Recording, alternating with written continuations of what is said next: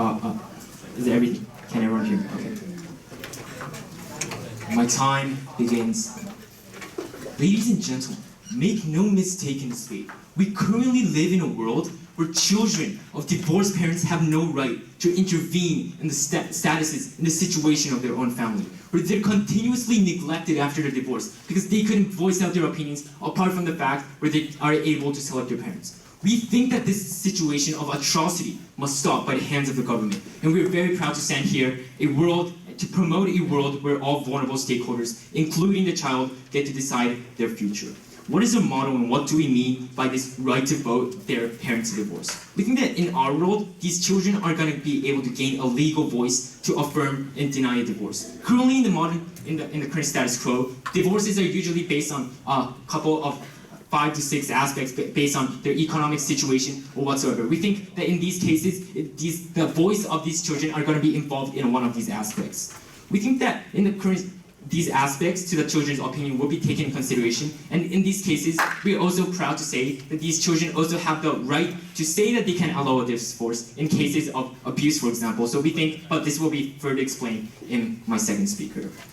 What am I going to bring you in my speech? What I'm going to be explaining is basically very simple. Why children should have the right to say and speak out in cases of their family affairs. 3 reasons. My first reason is because at the time of birth, we think it's an arbitrary concept that children were born into that family in the first place. We don't think it was the specific idea or opinion of the children to be birthed in the first place. And in case because when a children is born into a family, we also think that the children should have the right to decide which parent to live in and what kind of family they want to live in, especially on the time of consent.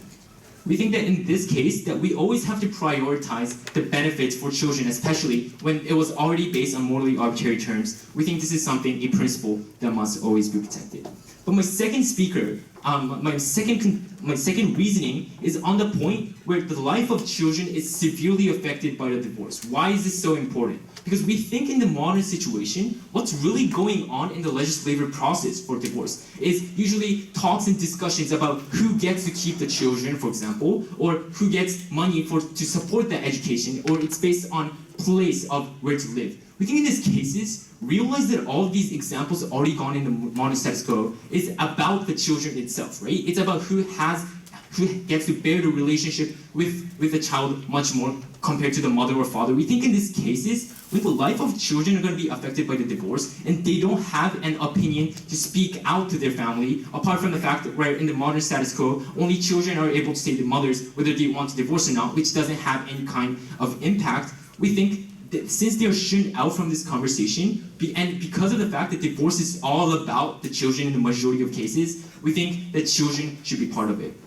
And third, we say that in the cases, in the modern status quo, realize that they're already able to decide which parent to choose on, right? We think under this present situation, we should allow an opportunity to give the children an idea of wanting to stay with both parents if we're already allowing them to decide to stay with one parent or not. We think that's kind of obvious. We think that when we allow these rights to decide to these parents whether they want to divorce or not, we think that we have the moral high ground here on who gets custody of these children. Why are these points so important? Because we think at the ultimate end of the day, we think both sides need to reach a consensus of which side is able to better create a better scenario for these children as well as the family itself.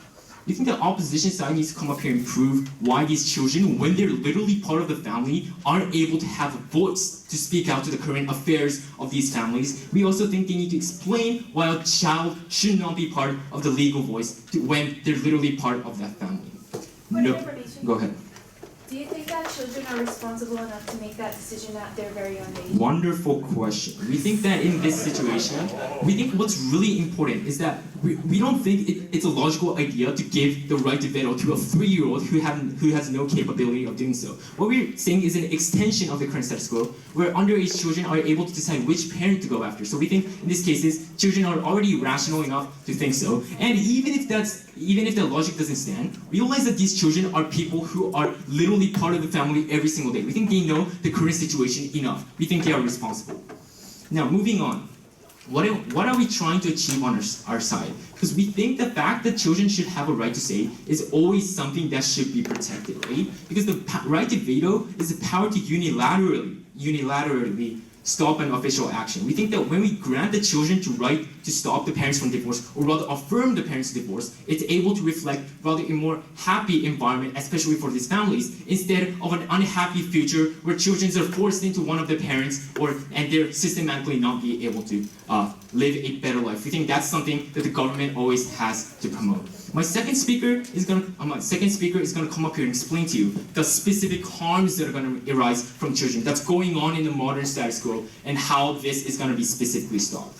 Again, to summarize my points, realize that these children were born into these families without any kind of consent. We think that we should at least guarantee this basic right to choose what they want in the future within that family, which they didn't even have the opinion to voice out to. But know that because this divorce is something that's going to effectively affect all these children, because look at the statistics, because we say that comparatively, children who have divorced parents versus undivorced parents usually have a higher rate of, for example, psychological side effects. It usually leads to negative effects to children, but that will be explained in my second speaker much more.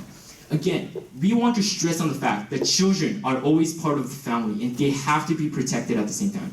We need to hear a comprehensible account from opposition side about why children should not be part of the legal process, especially when we already kind of allow them to be in the legal legislature of deciding which parents to do. We think this is nothing but an extension, and as government, I'm very proud to propose this very moral high ground we have over opposition. Thank you. Children are a main part of the family too. That was the main argument coming from side government. And I like to start with my rebuttals for today. We are very proud to go against this motion. So first they talked about how children are part of the family. They already are involved in deciding things like which parent they want to go along with. Why not let them allowed to have the power to veto their parents' divorce? And they talked about how they are responsible and capable enough to make this decision because they're already involved enough in the family. We believe that that itself is the exact reason that we should not allow children to veto their parents' divorce. So now I'd like to start on with a characterization of children. So children are underage, they're irresponsible, and they're very easily influenced by outside sources. And on the other hand, parents have the duty to care for their children, right? And they love and care and try to do what's best for their children, right? And today we strongly believe that parents are the ones who knows what's best for the children and who knows what is best for the future of their family. And therefore we are very proud to propose this motion to ensure families' happiness. So first, now let's explain the harms of children when implementing this motion.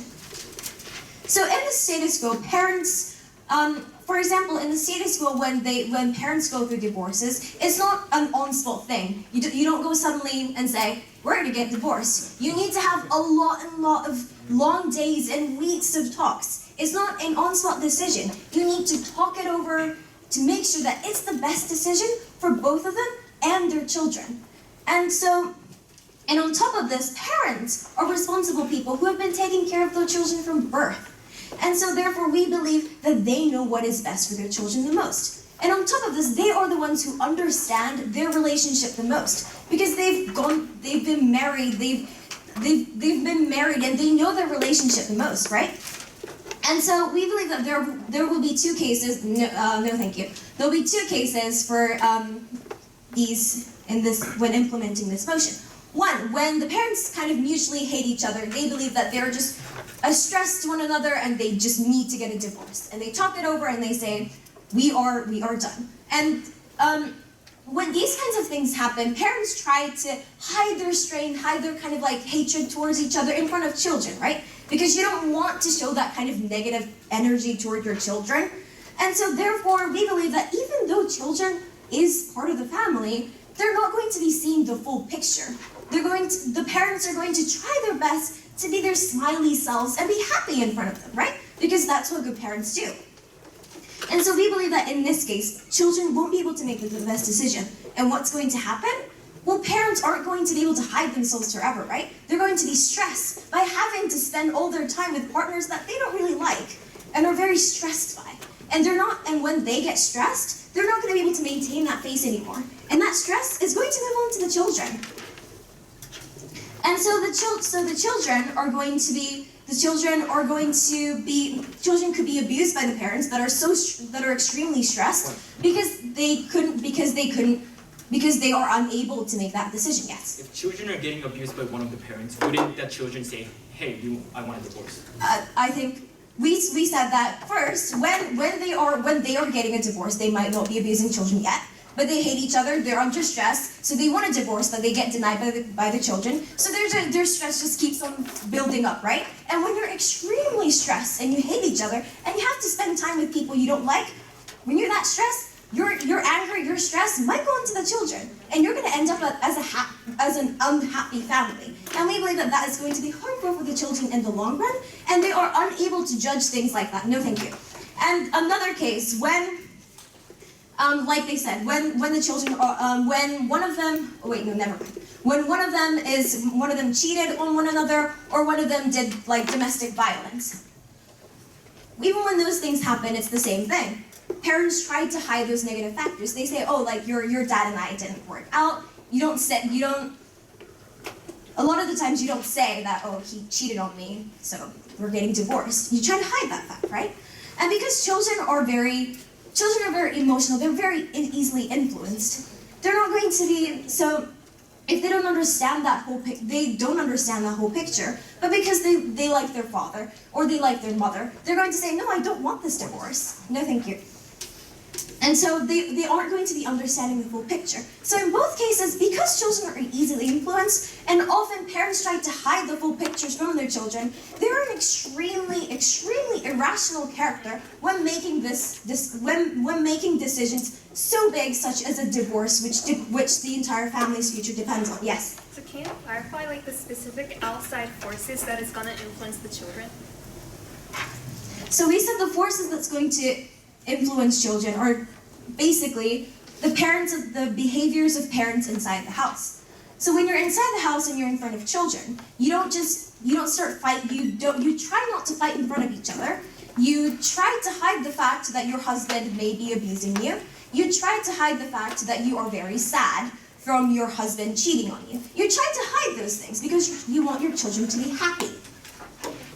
And because of that, no thank you. And because of that, because children are in this sheltered environment, and they also have these emotional connections with their mothers and fathers often, and they're unable to make this decision of whether this divorce is going to make him or her happy. And because of this, because as we have talked about, children are very easily influenced by their parents' behavior. And they're in a sheltered environment where the parents hide their negative factors, right? So they are not seeing the full picture. They are unable to make rational decisions about the family's future, which will lead to, in the long run, will lead to the children being miserable because if the domestic violence continues, then obviously your mother is going to be more and more miserable, your father is going to be more and more miserable, and your family is going to collapse. Even in the other case, both the parents are going to be stressed, and that's obviously not going to be a very happy family. And because of these reasons, we are very proud to oppose this motion today.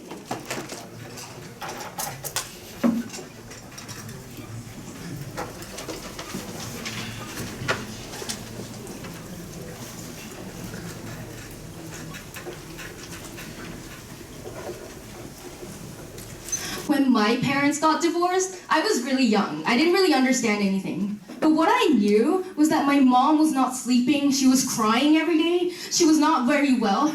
She was not healthy. I think that even if children don't understand what's going on and the parents hide the story from them, as they have said, when the parents get stressed and actually reveal some of that emotion, we think that the child will understand that situation, regardless of whether they don't understand adult concepts like cheating. We think that they will understand that either their mom or their dad is suffering, meaning that we think that we can take this child's stance very seriously. Now let's look at some of their points. First of all, they discredited the child's opinion because they said that the child was underage and strongly influenced and their opinions are invalid. But first of all, we tell you that actually during a divorce, as they conceded, we think that parents are more irrational during a divorce, right? Because during a divorce, parents fight for stuff like money, their rights over their children. And we think that this kind of fight and tightrope, pulling on each other's rope, we think that this kind of activity makes them more stressed and irrational. And we think that in contrast to that, children are pure people who only see that from a transparent lens and see who is being hurt, who is not being hurt, if people are happy. We think that this kind of lens is much more reliable to testify during the divorce. We also tell you that just because they're young, it doesn't mean that they're dumb and irrelevant. We think that, first of all, they've been with their parents their whole life. We think that their 4 years of experience with their parent is far more reliable than an experience from an expert who's never met that parent before. We think that they don't have knowledge is also comparatively better because we think that there's more transparency in the child's opinions. And the fact that whether she would want or not want the divorce is actually a valid opinion. Secondly, again, they said that parents know what's best, but we disagree with this wholeheartedly because we tell you that parents are comparatively irrational being in comparison to children in the case of divorce. Because again, they fight for money, they fight for their children. And obviously they would fight for their children, so that's their whole life, right? So they would do whatever it takes and they would not be themselves.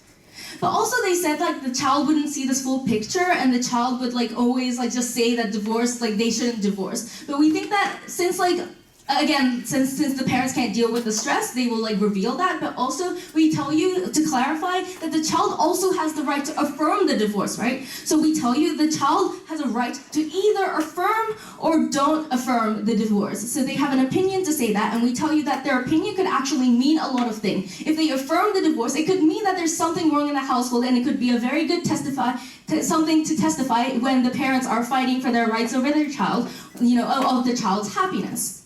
Also, they talked about how the parents will try to hide the divorce, but when the child is with the family 24/7, we don't think that'll happen. So at the end of the day, if you look at my rebuttals, you see that they have only said one thing, which means they have only told you one thing, which is that children are irrational and parents are rational, but we don't think that either are true. Now, let's look at some of our points. Our second point today is that children actually help the transparency of the divorce in a practical way on top of the principled arguments that my first speaker has honorably spoken. Now, the first reason for this is because there's a third party. The assumption that the divorce is an only two-party thing is very wrong. Why? Because as a consequence of a divorce, as my first speaker has told you, it is the child that bears the pain of separation, having less money to do what they want, having to quit their piano lessons because they don't have the money to do that anymore, so on and so forth, and they have to live a certain way that they don't want to because the parents split up, right? So we think that at the end, the children get that biggest impact. And we also tell you that the child is also involved in the marriage as she is involved in the whole process of the family making, the time they spend together, the marriage, seeing the marriage fall apart and so on and so forth. So what does this mean? This means that the child is a party in the divorce that is just as much as important as the wife or husband, or if not more, right? And we tell you that their opinion is very, very valid in the decision-making process. For an example, if you compare it to a crime or something you testify, we tell you that a witness is someone who was at the crime scene or was related to or affiliated with the occurrence. In the same way, we tell you that children are affiliated individuals who was in the household the whole time this kind of falling apart of the marriage and divorce situation was happening. In this way, we think that this third party is not only another person involved, but quite possibly the most important party of the divorce or the marriage or the family or whatever you call it. So the legal validation of this person's opinion, this child's opinion, objectifies and clarifies the family quarrel in a way that no other expert or friend can do. We tell you another reason for transparency. The other reason is that the child can affirm the divorce in contrast to denying the divorce. We tell you that if the child is happy in the family, they will likely want the divorce to not happen. However, if that divorce is a peaceful one, the child will say no. But on the contrary, if the child is living in a violent environment, an environment that makes the mother depressed, if the environment that makes the father cry, in that kind of environment, they will probably say yes. And this kind of testimony is extremely important because look at the characteristics of these children, as we've already mentioned multiple times. First of all, they are innocent and pure beings, meaning that they are much less likely to, first of all, lie, which guarantees them a transparent lens, like the view of what actually happened in the household and what kind of went down, what kind of emotional difficulties each parent faced. But secondly, they have lived with the parents longer than anyone else. Their long-term account of what happened is much clearer than any other outsider who should not intervene with the divorce. So we think that as their opinions are, first of all, not biased and is transparent, as well as not manipulated, because, for example, parents, right, during a divorce, maybe when they're fighting over money, they would lie over how much money they actually have to give the other person less money. Children aren't dirty beings like that, so we think that their opinions should be validated in this kind of household situation. So as an impact, we tell you that there's an immense way to create transparency in the divorce, to create a better life for the child, but also the outcome of the divorce. So if there's so in my point, I told you that there's a third party opinion from a reliable source, but also a good way to affirm, when they affirm if they affirm the divorce, it is a way to testify something wrong in the household, like domestic violence or like cheating or something like that. So we think that it's also a good deterrence to non-transparency in the divorce and someone getting there's the power balance between different parents. And on top of that, as my first speaker has told you, it is principally just for the child to have this opinion. For these reasons, so proud to propose. Thank you.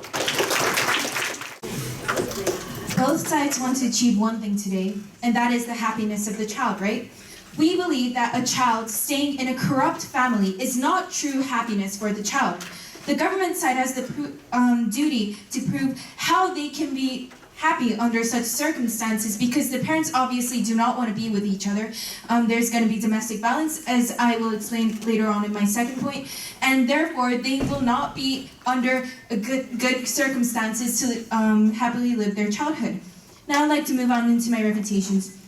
They have said that children are pure and reliable, right? And that children have been with their parents for their whole lives, and so they have this long-term account that they can rely on.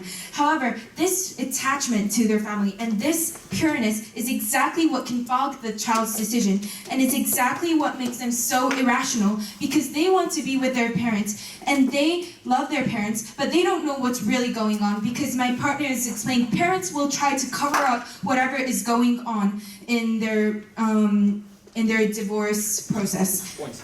Yes. If children are so irrational, why do we already allow them to choose which parent they want to stay with? So that is okay for the child to choose, because that's after the divorce, and that if the divorce happens, then the parents will be happy enough, and the child can live under good circumstances, because there won't be domestic violence in the household. Secondly, they have talked about the child's right, but vetoing something is to have the absolute power to deny or to affirm, and whether they can make the right decision for themselves is crucial, because it's going to be a very long-term decision, because their childhood is very important in their experience. And I will explain what kind of consequences will happen in my second point. So my second point is the harms on parents. So let me first characterize the parents. I feel like there are two ways to characterize them in the case of divorce. First of all, when the parents are the parents mutually agree to divorce, and second of all, when the parents are people that commit domestic violence, and when the whole household is corrupt. So first, these parents have the duty to protect their own children, right? And they love and care for them in the first characterization, but they know that they don't get along with each other, and they know that they cannot make each other happy. And for the best environment for their children, they talk this over many, many times, because divorce isn't something that happens on the spot. It happens after many discussions, and then they decide to part ways. And we believe that this is the right decision for their parents. Yes. Wouldn't giving children the right to veto add the children into the discussion that you're talking about? Sorry, can you repeat? Yeah, so wouldn't giving children a right to veto a divorce consequently add them into the discussion that you're talking about? I see. But in this case, we're saying that these parents want to cover up what's really going on. They don't really want the child to get involved because they don't want to hurt their child. They don't want to get their child into this mess. And so we don't think that they will include their child in so much discussion when this is happening. Second, when one or both of the parents are irresponsible. So, for example, maybe one of them cheated, there's domestic violence going on, or they use heavy drugs, and they're just so sick and tired of each other.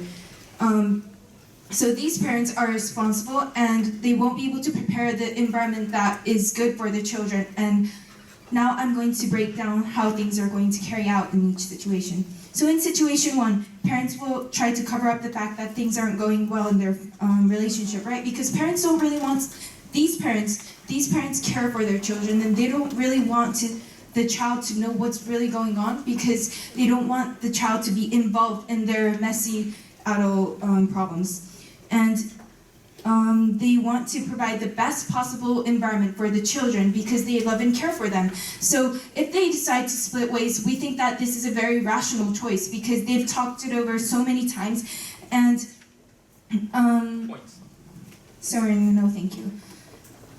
And because children are so young and unexperienced, they won't be able to make the rational decision. And if it's vetoed, and if these parents have to be together even though they don't want to be, that can lead to stress, as my first speaker has said, and that can lead to them drinking too much alcohol, that can lead to domestic violence, and that will also not create a happy family. Sorry, no.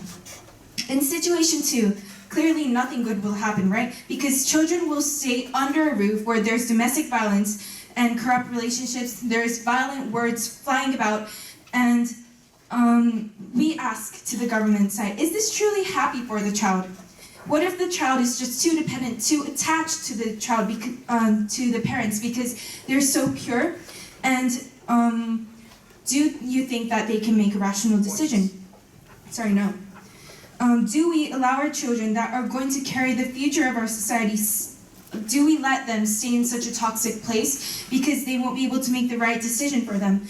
If we believe that family is something that should function properly, and if it doesn't lead to a happy family. And even if the child is heartbroken, no, it will be better for them in the long run because these children right now are really short-sighted while the parents are aware of the things that are going to happen to them later on.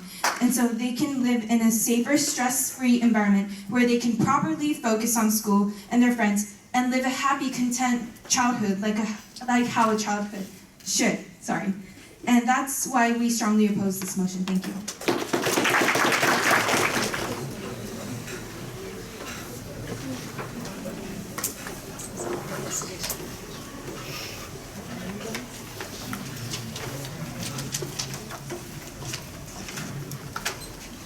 Yes, children are extremely pure, they're vulnerable, they're very easily influenced.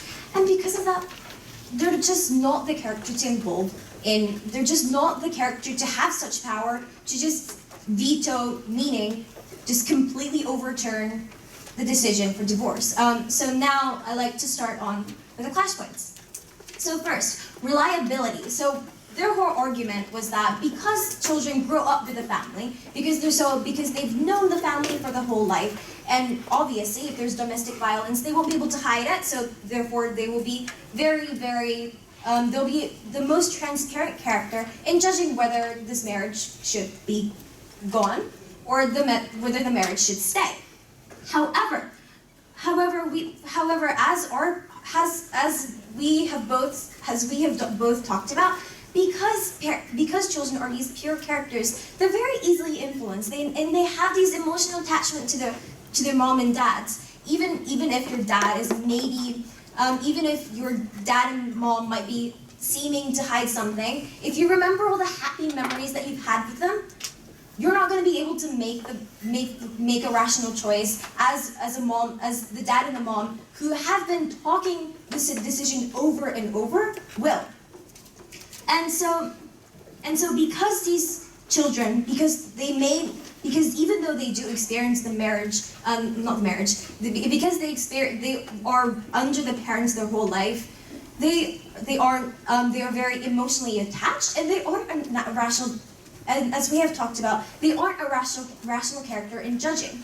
On the other hand, as our speaker said, the two characters, the father and the mother, they have been together for a long time. They've been married. They've built a whole relationship together, so they know each other best. And therefore, we believe that they are And so, as we have explained thoroughly in the second speech, we believe that they are the ones who are most able to decide rationally with less emotional attachment than the children whether the marriage should be or shouldn't be.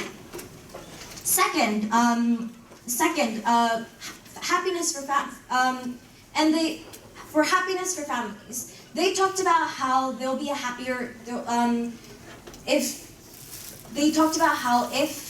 the children are seeing like domestic violence, if they see that they're in like such horrible state, that they will affirm the divorce and say, oh, like no, like I don't want to see my parents suffer. But at the same time, because they're so pure, they're both obviously going to be torn, right? Because you love your mother, you love your father, and even if you're emotionally conflicted, you're not going to be able to make a rational decision.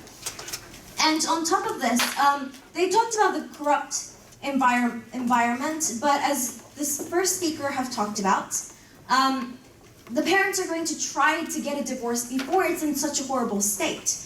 And I think that's the whole point of a divorce, to prevent your children from experiencing that whole chaos.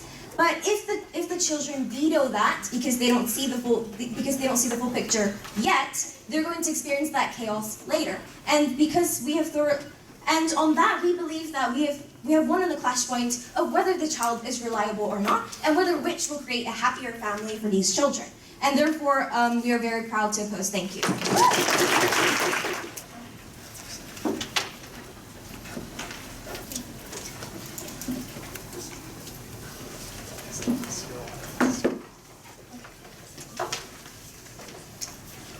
Let's start with the issue of whether children are actually capable enough to deciding whether a divorce would happen or not. So we say that age doesn't matter in situations like divorce. And as we asked in the poll, like why they allow children to choose their parents, but still not the divorce itself. They never had a clear response. We think that opposition side in today's debate conceded to the fact that children are actually rational enough to choose like what happens to their family in the future. And so we would like to explain to you why this rationality is actually important. So firstly, we told you that children are rational because they've been with their family their whole lives. Ever since they was born, they've been like nurtured and taken care of by their parents. And this itself is like evidence that shows that children have a lot of knowledge about their family and therefore a lot of capability to choose the future of their own family. And secondly, we also told you that children are not dirty-minded like parents during a divorce. So our second speaker very clearly explained to you the financial quarrels and all those bickerings that happen during the debate. During a divorce, right? And then and then we think that like opposite to that, children are not that kind of like dirty-minded actors. And on the other hand, the only feeling they have is their pure love for their parents, right? And we think that this itself also adds the transparency to the overall divorce procedures. And then thirdly, we also told you that the fact that the children can say either yes or no to a divorce itself adds transparency. So note that giving a right to veto doesn't mean that the child would always veto. Giving a right to veto also means to give a right to not veto. And we tell you that the fact that the children actually didn't use that right and decided to affirm a divorce itself shows that there's something wrong within the household, right? This could be DV, this could be like abuse of the child, this could be like many other like family troubles. But we think that like the fact that a child has a legal voice in saying that yes, I affirm this divorce shows and like adds more transparency to the actual household and the actual divorce procedures. So for these three reasons, we say that like whether the parents want to hide the actual truth or not doesn't matter. The children would find out somehow, and they would have this rational voice in order to sort things out and make sure that their family follows a bright future. And then secondly, like let's take their best case and say that the child is actually incapable and didn't give like a subjective opinion of the divorce, right? Even if this is so, even if all their points stand, we still say that this doesn't refute our principal idea that children have a right to order in like a family household, right? We told you that that a divorce is not about two parties, it's about three parties, the mom, the dad, and the child. So why do children actually have a right? So we told you that through our motion, the opinion of the child would be included in the many factors that determine whether a divorce would happen or not. And we told you that this is important because, first of all, the child didn't choose to be born into that certain household, right? The child didn't have any power in deciding what kind of family that he or she wants to live into. And the fact that you're forced into a certain household against your own will in itself is a reason to give a right to the child. And then secondly, we also told you that the life of children is severely affected by the divorce. This is things like education fees, this is things like which parents to get into, and therefore, for all these reasons, we can say that the child is often the biggest actor in terms of a divorce, and therefore they should also be a part of that divorce procedures because they would be affected. And then overall, we as our first speaker explained to you, the child has a right to choose their future and choose whether to divorce or not. So overall, what do we see in the negative world? In the negative world, we see a world where the husband or wife is oppressed in the household, where a child's future is ripped apart against his own will, in a world where a family is torn apart from quarreling and abuse. And this is a world we can never accept as proposition, and that is why we strongly affirm today's motion. Thank you.